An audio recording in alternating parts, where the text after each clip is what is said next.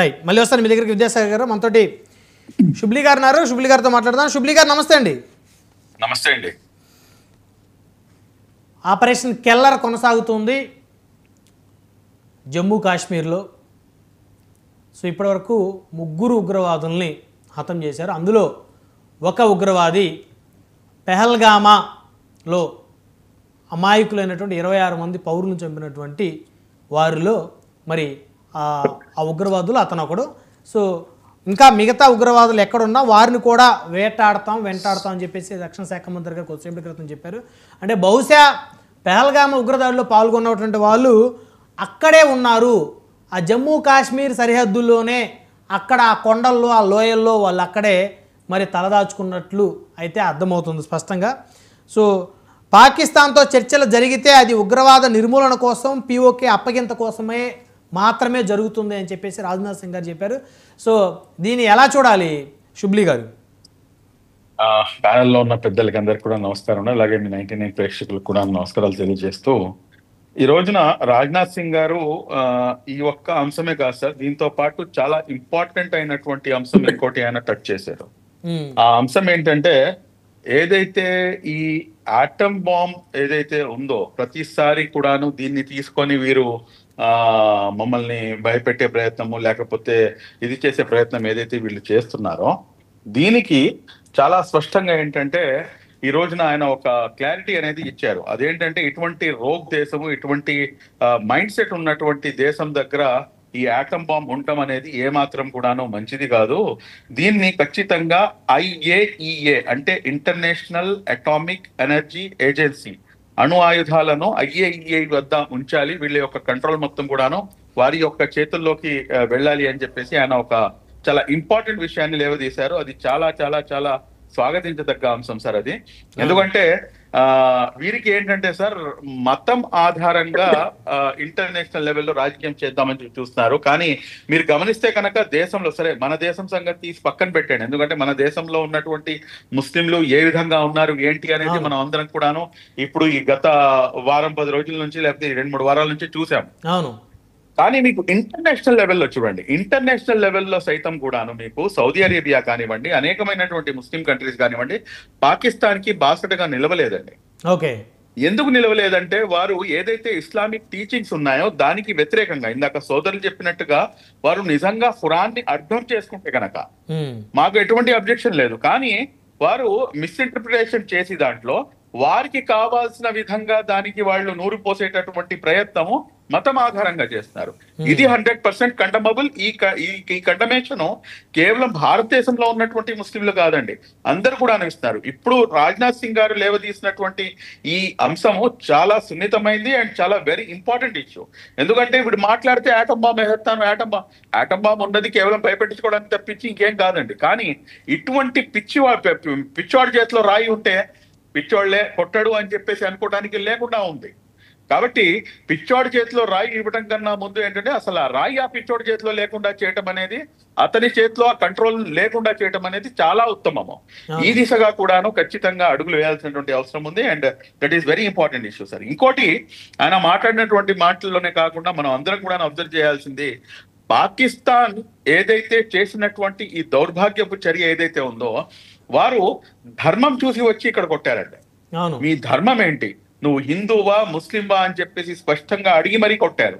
కానీ మనం ఏదైతే రిటాలియేషన్ చేసామో, మనం తిరిగి దాడి చేశామో, అది ధర్మబద్ధంగా చేయలేదండి. ధర్మం ఆధారంగా ధర్మబద్ధంగా కాదు, ధర్మం ఆధారంగా చేయలేదు. మనం వాళ్ళ పాపాన్ని చూసి కాల్చాం. వారి యొక్క కర్మ ఏదైతే వారు చేసినటువంటి కర్మలు ఉన్నాయో, ఆ కర్మల ఆధారంగా వారికి తగినటువంటి బుద్ధిని ఇచ్చేసాం. అంతేగాని ఇక్కడ ఈ రోజున మనం గమనించాల్సినటువంటి అంశం చాలా స్పష్టంగా ఏంటంటే సార్, ఇప్పుడు నేను భారతదేశం యొక్క ఉన్నటువంటి విదేశాంగ శాఖ కానివ్వండి, లేకపోతే ఇంటర్నేషనల్ అఫైర్స్ తో కానివ్వండి, నేను చాలా స్పష్టంగా వాళ్ళతో అవకాశం దొరికితే కనుక నేను ఖచ్చితంగా ఈ అంశాన్ని నేను తెలియజేస్తాను. అదేంటంటే, మిగిలిన ఏదైతే ఇస్లామిక్ కంట్రీస్ ఉన్నాయో, ఎందుకంటే ఇది వీరు చేస్తున్నటువంటి పని ఏంటంటే, ఇక్కడ ఉన్నటువంటి కొంతమంది పర్టికులర్ గా ఒక ధర్మంపై లేకపోతే ఒక మతంపై ఇది దాడి జరిగినట్టుగా దీనికి చిత్రీకరించే ప్రయత్నం ఏదైతే చేస్తున్నారో, దీన్ని మనం ఖచ్చితంగా ఏంటంటే తిప్పి కొట్టాలంటే కనుక ఇది తప్పు అని చెప్పేసి ఇంటర్నేషనల్ లెవెల్లో ఉన్నటువంటి ఇతర ముస్లిం దేశాలు దీన్ని స్పష్టంగా చాలా మంది ఖండిస్తున్నారు. కానీ ఏదైతే ఇస్లామిక్ దేశాలు అని చెప్పేసి వీళ్ళు విరవీగుతున్నారు పాకిస్తాను, వీడికి సరి అయిన బుద్ధి చెప్పి ఇది ఇస్లామిక్ దేశమే కాదు అని చెప్పేసి మనం ఒక కన్ఫర్మేషన్ వచ్చి ఇవ్వాల్సినటువంటి అవసరం. అంటే ఇంటర్నేషనల్ ఇస్లామిక్ కంట్రీస్ కి సంబంధించినటువంటి ఒక 55 దేశాలకు సంబంధించి ఒక ఇదొకటి ఉంది వాళ్ళది. వీళ్ళు ఖచ్చితంగా దీన్ని కూడాను ప్రస్తావించాల్సినటువంటి అవసరం ఉంది. వీళ్ళని మతం ఆధారంగా కూడాను వీళ్ళని ఒంటరిగా చేయాల్సినటువంటి అవసరం ఎంతైనా ఉంది. ఆ దిశగా కూడాను మనం అడుగులు వేయాల్సినటువంటి అవసరం ఉంది సార్. ఈ రోజున మీరు చూసుకుంటే కనుక ఇన్ని చేసినా కూడా కానీ ఎక్కడా కూడాను మనం తిరిగి వారి యొక్క సివిలియన్స్ పై కానివ్వండి, లేకపోతే వారి యొక్క ఆర్మీపై కానివ్వండి, మనం ఎక్కడ దాడి చేయలేం. వాళ్ళు ఏ మోతాదులో అయితే మమ్మల్ని కిలికారో అంతే మోతాదులో తిరిగి మనం సమాధానం ఇచ్చాం, అంతే తప్పించి దానికన్నా ఎక్కువ చేసేదేం లేదు. కానీ నిజంగా వాస్తవానికి మన యొక్క శక్తి సామర్థ్యాలు పూర్తిగా చూపిస్తే కనుక 24 గంటలు ఈజ్ మోర్ దాన్ సఫిషియంట్. ఇది ఈ రోజున అందరికీ తెలియవస్తున్నటువంటి సత్యం అది. ఈ రోజున మీరు వీళ్ళు ఏంటంటే సార్ కంప్లీట్ గా డైవర్షనల్ పాలిటిక్స్ కి వీళ్ళు ఇది చేస్తున్నారు. వారి యొక్క ఇక్కడ 3 దశాబ్దాల క్రితం ఏదైతే అంశం కంప్లీట్ గా మటుమాయం అయిపోయిందో ఈ రోజున దాని గురించి ఎవరు మాట్లాడలేదు.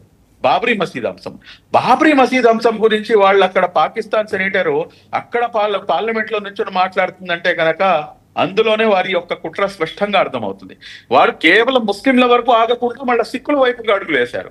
సిక్కులు మా దేశంపై దాడికి రారు అని చెప్పేసి మనం ఇచ్చినటువంటి సమాధానం, ఒకరు సోఫియా ఖురేషి అయితే రెండోది వ్యోమికా సింగ్, వీళ్ళిద్దరితో కలిపి మనం సమాధానం ఇచ్చాం.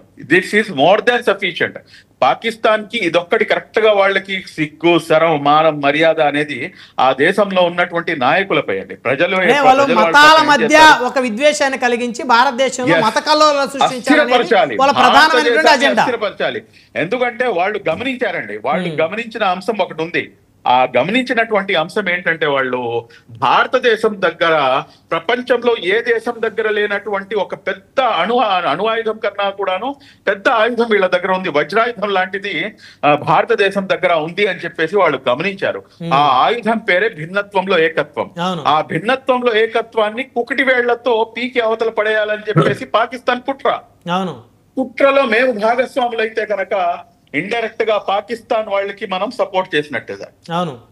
సో నాకు తెలిసి అయితే ఎవరో కూడా వాళ్ళ యొక్క ట్రాప్ లో ఎవరు కూడా పడలేదు, భారతీయులు ఎవరు కూడా. మీరు చెప్పినట్టు పహల్గామ్ ఉగ్రదాడి జరిగిన తర్వాత హిందువులు ఏ విధంగా రోడ్డు మీదకి వచ్చి నిరసన తెలియజేశారో ముస్లింలు కూడా అదే విధంగా రోడ్డు మీదకి వచ్చి నిరసన తెలియజేశారు.